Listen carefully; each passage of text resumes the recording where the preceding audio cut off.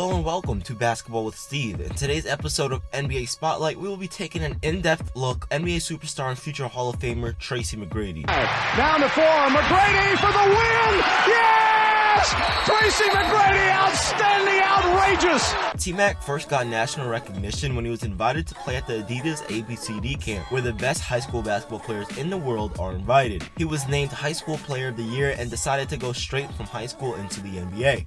And could go out of high school, top 10, top 15. You're not going to turn that down. In the 1997 NBA Draft, McGrady was selected 9th to the Toronto Raptors. The Toronto Raptors select Tracy McGrady from Mount Zion Christian Academy. For most of his rookie season, he played little to no minutes, and McGrady told a reporter that it was his worst experience ever and that it was incredibly lonely. McGrady's cousin, Vince Carter. They were best friends. However, Carter instantly took the front seat and was the face of the franchise. The left hand doing all this.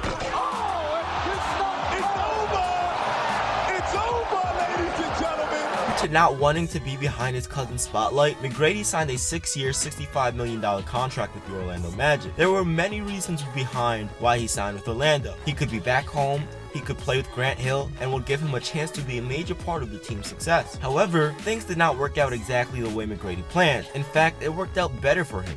Sadly for Grant Hill though, he got injured and for the next 3 seasons only played a total of 47 games out of a total of 246 possible. This allowed McGrady to be the #1 option on this team, and he rose above all expectations and exploded into one of the best players in the NBA. For the next 4 years in Orlando, McGrady averaged 28 points per game, 7 rebounds per game, and 5 assists per game. Kobe Bryant told the reporter that McGrady is the hardest player he has ever matched up against.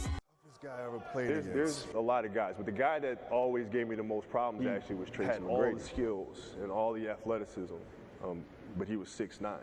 With one of the worst trades in NBA history, McGrady was traded to Houston for a declining Steve Francis, in which Francis only played 2 years in Orlando before being traded again. This gave the Houston Rockets an epic duo of 2 of some of the best players in the world in T-Mac and Yao Ming.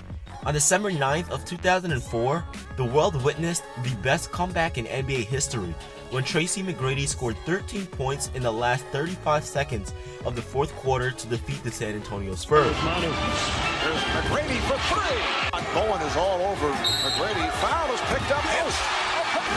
McGrady over Bowen for 3. Yes! Timeout demanded. McGrady for the win. Yes! The Spurs. Tracy McGrady with an incredible performance down the stretch. Yao Ming and Tracy McGrady did the most that they could together. However, both players suffered from chronic injuries and their duo abruptly came to an end in 2009 when McGrady had microfracture surgery on his knee. This would be the last time we see McGrady dominate the NBA. The seasons after were a struggle and were disappointing to say the least. And in 2012, Tracy McGrady announced his retirement from the NBA. McGrady finished his career as a 7-time NBA All-Star, a 7-time All-NBA, and a 2-time scoring champion. It is sad that his career was cut short due to chronic injuries, because based off the way he was playing and based off statistics, Tracy McGrady's numbers were similar to LeBron James. Nice take by James. Oh, he stops!